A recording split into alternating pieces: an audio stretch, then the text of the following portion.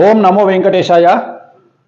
శోభిత ధూళిపాళ మరియు నాగచైతన్య ఇద్దరికి సంబంధించినటువంటి నిశ్చితార్థ మహోత్సవం అంటే ఎంగేజ్మెంట్ అనేటువంటిది నాగార్జున గారు అఫీషియల్గా ఈరోజు 8/8/2024 తేదీ నాడు ఉదయం 9:42 జరిగింది అని ప్రకటన చేసినారు.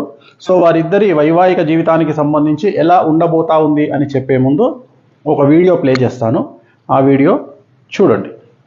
ఓం నమో వెంకటేశాయ. ప్రస్తుతం తెలుగు చిత్ర పరిశ్రమలో హాట్ టాపిక్ అంటే నాగ చైతన్య సమంత వివాహానికి సంబంధించినంత వరకు విపరీతమైనటువంటి ప్రచారాలు ఉన్నాయి.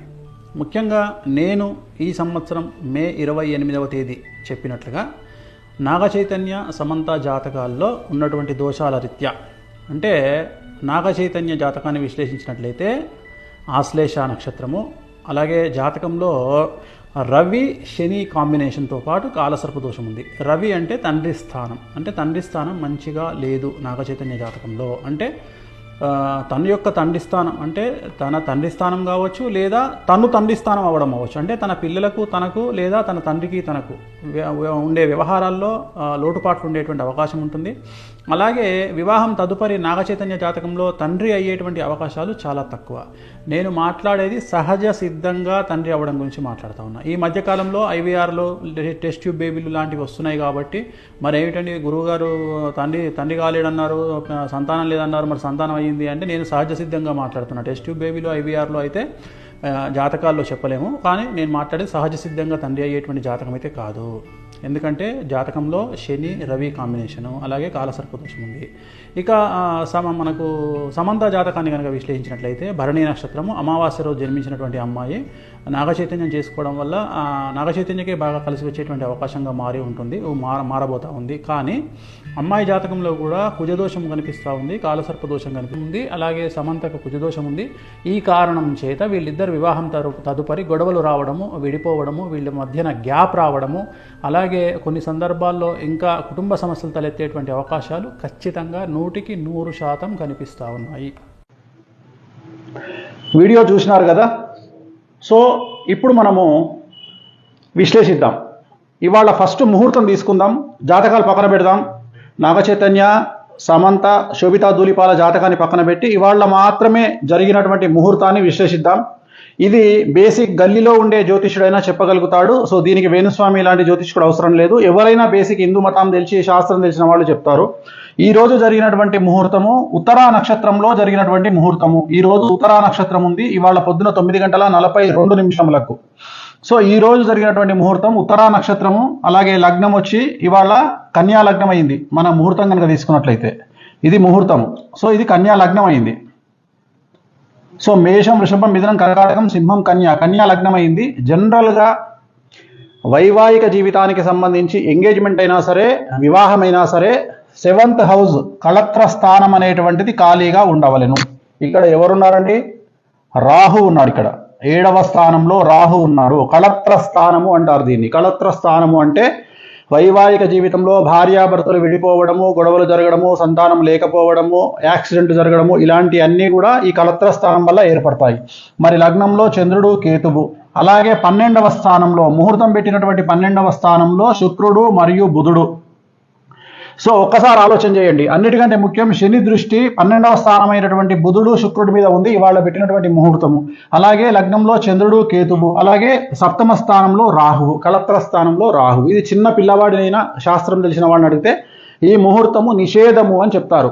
మరి ఎందుకండి వీళ్ళు చేసుకున్నారు ముహూర్తము అంటే ఈరోజు నాగార్జున గారు పెట్టినటువంటి ముహూర్తాన్ని బట్టి 888 అనేటువంటి ముహూర్తాన్ని వాళ్ళు నిర్వహించుకోవడం జరిగింది. 888 అంటే వీళ్ళు చేసింది ఏంటంటే ఇవాళ 8వ తారీఖు 8వ నెల 2024 టోటల్ 8 అంటే మొత్తం 8 వచ్చింది. దీన్ని 888 అంటారు. ఇది సంఖ్యాశాస్త్ర పరంగా వాళ్ళు యాక్సెప్ట్ చేసినారు. సో మనమేం తప్పు పట్టట్లేదు వాళ్ళని, వాళ్ళ ఇష్టం. ఈ ముహూర్తం అయితే నిషేధము. ఈ ముహూర్తము ఇవాళ నిశ్చితార్థానికి పనికిరానటువంటి ముహూర్తంలో వీళ్ళు చేసుకోవడం జరిగింది. నేను గతంలో మరి నాగచైతన్య సమంత జాతకాన్ని ఎందుకు విశ్లేషించి విడిపోతారని చెప్పినప్పుడు చాలామంది నన్ను బండబూతులు తిట్టినారు, విమర్శించినారు. ఇక మీదట ఈ వీడియో విమర్శించే వాళ్ళు కూడా ఒకసారి నేను పెట్టిన వీడియో చెక్ చేసుకోండి, సమంత నాగచైతన్యది. మరి వాళ్ళిద్దరి కాంబినేషన్ సమంతది మేషరాశి, నాగచైతన్య గారిది కర్కాటక రాశి. సమంత గారు అమావాస్య నాడు పుట్టడం జరిగింది. శోభిత ధూళిపాళది ధనుస్సు రాశి, ఆమె కూడా అమావాస్య నాడు పుట్టడం జరిగింది. ఇక శోభితా ధూళిపాళ నాగ చైతన్య ఇద్దరి కాంబినేషన్. సమంత ఆల్రెడీ మనం సమంత నాగ చైతన్య నేను క్లారిటీ ఇవ్వడం జరిగింది, విడిపోతారని చెప్పడం జరిగింది. పెళ్ళి జరిగినప్పుడు కాదండి, ఇలాగే ఎంగేజ్మెంట్ జరిగిన తర్వాతనే నేను చెప్పడం జరిగింది విడిపోతారని. ఎంగేజ్మెంట్ జరిగిన తర్వాత గుర్తుంచుకోండి, నేను పెళ్ళైన తర్వాత చెప్పలేదు, ఎంగేజ్మెంట్ కాగానే చెప్పాను వాళ్ళు విడిపోతారని. అలాగే ఇప్పుడు వీళ్ళ గురించి జాతకాన్ని విశ్లేషిస్తా ఉన్నా. దయచేసి ఎవరు కూడా నెగిటివ్గా అర్థం చేసుకోవద్దు, అందరూ కలిసి ఉండాలనేది నా కోరిక. కానీ కొన్నిసార్లు మనం మంచి కోసం చెప్పడానికి ప్రయత్నం చేస్తాం, ఎందుకు తెలిసి ఒక రాంగ్ స్టెప్ వేస్తారనే ఉద్దేశంతో చెప్పడం జరుగుతుంది. ఇక్కడ గుర్తుంచుకోవాల్సింది శోభితా ధూళిపాలది ధనుస్సు రాశి, అలాగే నాగ చైతన్యది కర్కాటక రాశి. ఒకసారి కాంబినేషన్ చూడండి, కర్కాటకం, సింహం, కన్యా, తుల, వృశ్చికం, ధనుస్సు 6, ధనుస్సు, మకరం, కుంభం, మీనం, మేషం, వృషభం, మిథునం, కర్కాటకం 8. సో 6:8 అయిపోయింది. షష్టాష్టకాలు, ఇద్దరి జాతకంలో షష్టాష్టకాలు. అలాగే ఇద్దరి జాతకం, సమంత జాతకాన్ని అలాగే శోభితా ధూళిపాల జాతకాన్ని విశ్లేషిస్తే మీరు అబ్జర్వ్ చేశారో లేదో, ఇద్దరి జాతకాల్లో కూడా శని దృష్టి అనేటువంటిది కుజుడి మీద ఉంది. ఇక్కడ కూడా చూడండి, శోభితా జాతకంలో శని దృష్టి అనేటువంటిది కుజుడి మీదనే కాదు, శుక్రుడి మీద, గురువు మీద ఉంది. సో వీరి జాతకంలో 2027 నుండి సమస్యలు ఉండే అవకాశం ఉంది. 2027 వరకు సో బాగానే ఉంటుంది వ్యవహారం. 2027 నుండి వైవాహిక జీవితంలో సమస్యలు అనేటువంటి ఏర్పడతాయి. అలాగే వీరి సమస్యలకు ప్రధానమైనటువంటి కారణం ఒక స్త్రీ మూలకంగా ఉంటుంది.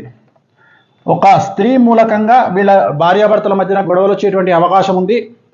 సో వీళ్ళ జాతకంలో నా అల్టిమేట్ స్టేట్మెంట్ ఏంటంటే, శోభిత ధూళిపాళ మరియు నాగ చైతన్య జాతకంలో షష్టాష్టకాలైనాయి. మీరు కావాలంటే చూసుకోండి, షష్టాష్టకాలైనాయి. ఆ ఒక్కటే కాదు, పర్సనల్ జాతకాలు కలవకపోవడమే కాదు, ఇవాళ పెట్టినటువంటి ముహూర్తం కూడా మంచి ముహూర్తం కాదు.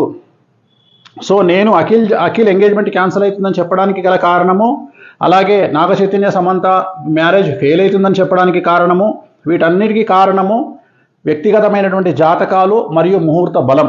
అంతే తప్ప నాకు వ్యక్తిగతంగా ఎవరి మీద ద్వేషం అనేటువంటిది ఉండదు. దయచేసి ఈ విషయాన్ని అర్థం చేసుకోండి. నేను ఒక జ్యోతిష్కుడిగా మంచి కంటే కూడా చెడు చెప్తే జాగ్రత్త పడతారు అనే ఉద్దేశంతో చెప్తా ఉన్నా. ఇప్పుడు కూడా చెప్పడానికి గల కారణాలు ఏమిటి అంటే, అట్లీస్ట్ వీళ్ళు ఏమైనా నివారణ కార్యక్రమాలు మీకు సంబంధించినటువంటి మీ జ్యోతిష్యులను, మీ పండితులను కనుక్కొని ఏ దేవాలయంలోనైనా వీటి నివారణ కార్యక్రమాలను మీరే జరిపించుకోండి. పెళ్లికి ముందు జరిపించుకోండి. 10 కాలాల పాటు పిల్లా పాపలతో హాయిగా ఉండండి. అలాగే నా జ్యోతిష్యం ఫెయిల్ కావాలని కోరుకుంటున్నా. వీళ్ళకి సంబంధించిన జ్యోతిష్యం నేను చెప్పింది ఫెయిల్ కావాలని కోరుకుంటున్నా. ఆ వెంకటేశ్వర మన దయతో వీళ్ళు నేను చెప్పిన జాతకం ఫెయిల్ కావాలని మరీ కోరుకుంటున్నా. ఎందుకంటే నా సక్సెస్ కంటే కూడా వాళ్ళ సక్సెస్ ముఖ్యం. కానీ వాళ్ళ జాతకంలో ఖచ్చితంగా కళత్రం అనేటువంటిది కనిపిస్తూ ఉంది. కళత్రం అంటే విడిపోవడము. కళత్రం అంటే విడిపోవడము. 7th హౌస్లో రాహు ఉన్నాడు, అలాగే లగ్నంలో కేతు ఉన్నాడు. చిన్న పిల్లవాడిని అడిగినా చెప్తారు ముహూర్తం తప్పు. అలాగే వీళ్ళ కాంబినేషన్ షష్టాష్టకాలైన శోభితాది మరియు నాగ చైతన్యది. ఒక విషయం చెప్పాలంటే, సపోజ్ మీరు అడిగారు అనుకోండి, గురుగారు మీరు మీకు తెలిసి ఎన్ని మార్కులు వేస్తారండి ఒకవేళ నాగ చైతన్యకు Samantha combination plus Naga Chaitanya Sobhita Dhulipala combination అని మీరు అడిగితే, నేను క్లియర్గా చెప్తున్నా, చైతన్య సమంత 100కి కనీసం ఒక 50 మార్కులు వేయచ్చు. చైతన్య శోభిత 100కి 10 మార్కులు కూడా వేయలేను. అలాగే సమంత జాతకం 100% బాగుంది ఇండస్ట్రీ పరంగా తీసుకుంటే. అలాగే శోభిత జాతకం తీసుకుంటే 20% బాగుంది కెరియర్ పరంగా నేను చెప్పేది. సో ఓవరాల్గా తీసుకుంటే నేను అడిగేది ఏంటంటే, నేను చెప్పదలుచుకున్న పాయింట్ ఏంటంటే, నాగ చైతన్య కాంబినేషన్ ఆఫ్ శోభిత 100కి 10 మార్కులే, అండ్ నాగ చైతన్య సమంత 50 మార్కులు. సో ఇంత 50 మార్కులు వేసినటువంటి వాళ్ళే విడిపోయారంటే, మరి కాంబినేషన్ ఆఫ్ సమంత నాగ చైతన్య శోభిత కాంబినేషన్లో మరి నేను 10 మార్కులు వేస్తున్నా 100కి అంటే ఇంకెంత ప్రభావం ఉందో చూడండి. ఎందుకంటే శోభిత జాతకంలో చాలా ఎక్స్ట్రీమ్ ప్రాబ్లమ్స్ కనిపిస్తూ ఉన్నాయి. సో ఒక స్త్రీ మూలకంగా వీళ్ళ జాతకంలో వీళ్ళు విడబాటుకు గురయ్యే అవకాశం ఉంది. అలా జరగొద్దని కోరుకుంటా ఉన్నా. నేనే ఓడిపోవాలి, నా జాతకమే ఫెయిల్ అవ్వాలని కోరుకుంటా ఉన్నా.